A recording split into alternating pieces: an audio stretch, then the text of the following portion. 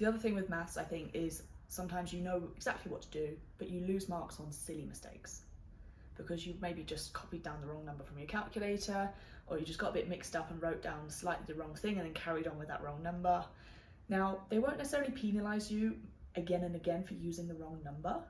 Let's say you had the wrong number at the start, but then you put that number correctly into a formula.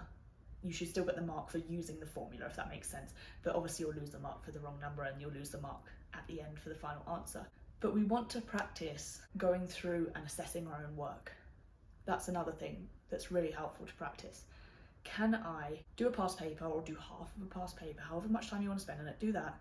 Go back, before I look at the mark scheme, go back, read through every line of my work. Now, I know it's tedious, I know you don't want to do it, especially in the exam when you're done, I just want to be done.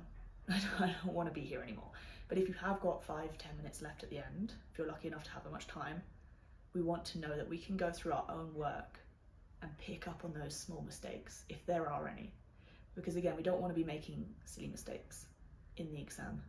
But definitely practice that when you're doing your past paper practice as well. Before you mark it, go through and just break apart your own work and go, was that correct? Was that correct? And also just double check the question. Okay, I've written down my answer. Was I meant to round it to a certain number of significant figures, certain number of decimal places? Have I put the correct format? So just quickly flick your eyes back to the question. I've obviously answered the question, but have I put it in the correct format at the bottom? Because we don't want to lose marks just because we didn't round it properly.